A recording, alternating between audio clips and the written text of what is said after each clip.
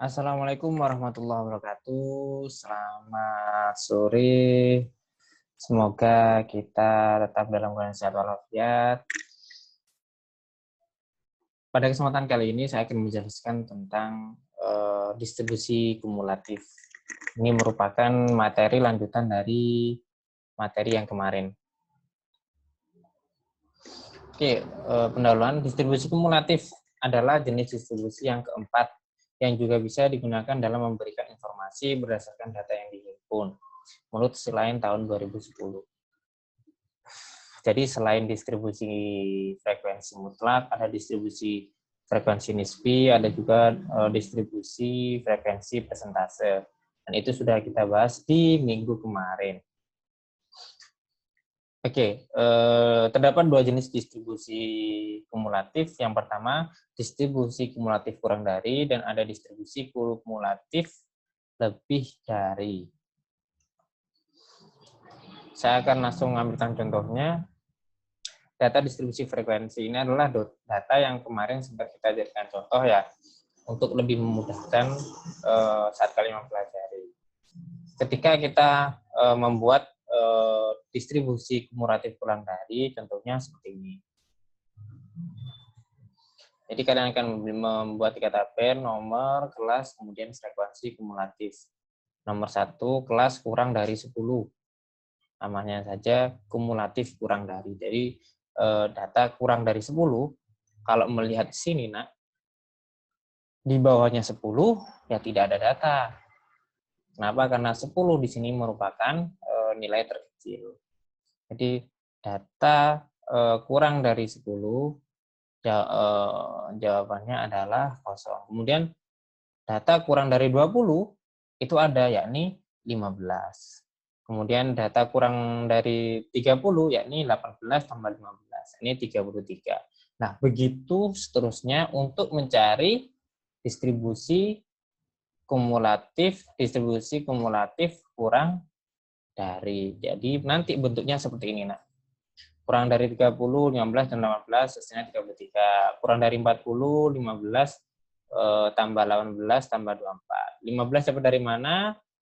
Dari sini, 15 tambah 18 tambah 24. Kurang dari 40, ini. Kurang dari 50, berarti 28 tambah 24 tambah 15 tambah 18.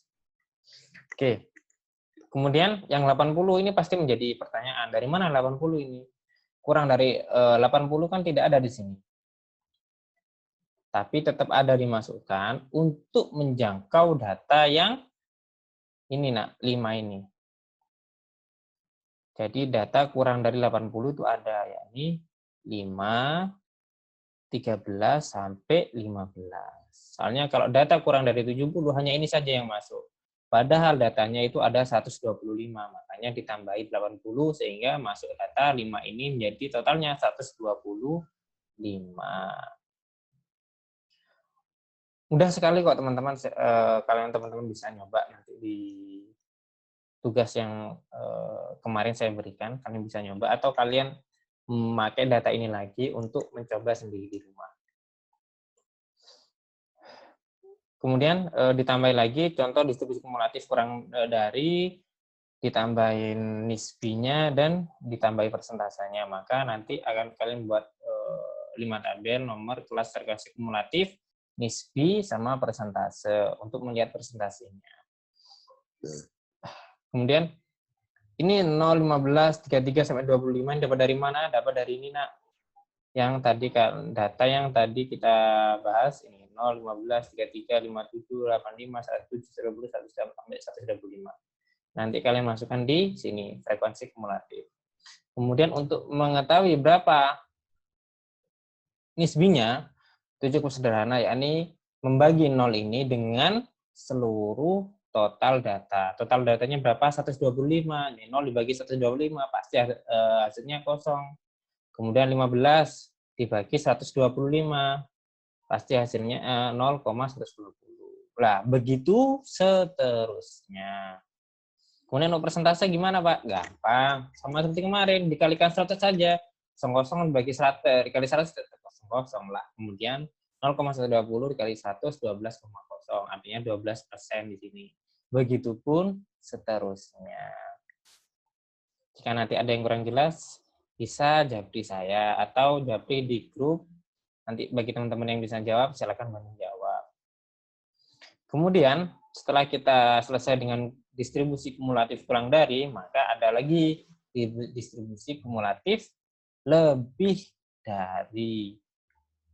Oke, sama data ini, untuk mencari data ini, kita kiblatnya tetap di data yang ini, data distribusi frekuensi ini. Bedanya kalau distribusi kumulatif lebih dari yang diambil itu yang ini, nak.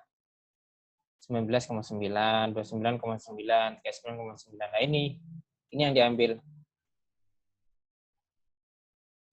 Nah, kemudian ditambahi 9,9. Ditambahi 9,9. Lebih dari 9,9. Kenapa 9,9 ini dimasukkan?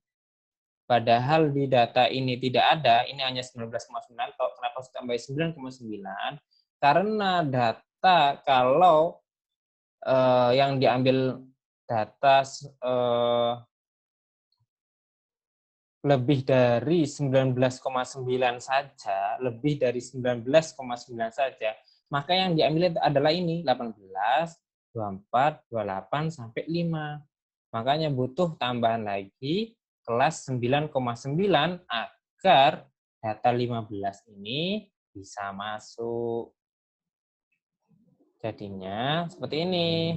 9,9 data lebih dari 9,9 ya 15 tambah 18 tambah 24 tambah 28 tambah 22 tambah 13 tambah 5 hasilnya 125. Nah, jika seperti yang saya katakan barusan, jika yang diambil hanya 19,9 maka 15-nya ini tidak masuk. Makanya kalau 19 lebih dari 9,9 ya 18, 24, 2 ini sampai dan hasilnya nanti 110. Dan begitu seterusnya sampai ke bawah. Dan dari data-data ini nanti kita juga cari distribusi frekuensi nisbi sama persentasenya. Maka akan menjadi seperti ini. Nah, lebih dari 9,9, 125. Kemudian ini adalah frekuensi kumulatif berdasarkan hasil ini. Nah, kemudian untuk mencari nisbinya bagaimana, Pak? Gampang. Untuk mencari nisbinya sama dengan yang kemarin. Data ini 125 ini dibagi total data. Total datanya berapa? 125. Maka 125 dibagi 125 hasilnya 1. Kemudian lebih dari 19,9 datanya kan 110 kumulatifnya. Nisbinya berapa, Pak? 110 dibagi 125. Hasilnya 0,880. Kemudian 92 dibagi 125, 0,736. Nah, begitupun seterusnya. Kemudian untuk persentasenya, distribusi frekuensi persentase, tinggal dikalikan 100 seperti contoh tadi. Jadi ini 1 kali 100 dari 100, 0,880 dikali 100, 88,0. Begitupun seterusnya. Oke.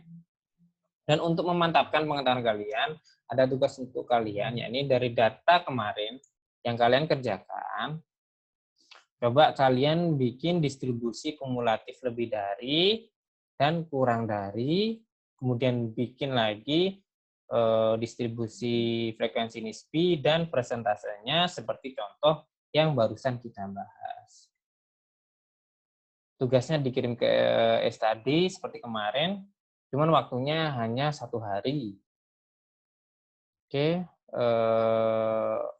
untuk memudahkannya, semoga kalian bisa melakukan latihan-latihan sendiri di rumah, baik dengan menggunakan data yang sudah saya berikan ini, data awal ini, atau data kalian. Tapi yang jelas untuk tugasnya, kalian harus memakai data yang kemarin kalian kerjakan.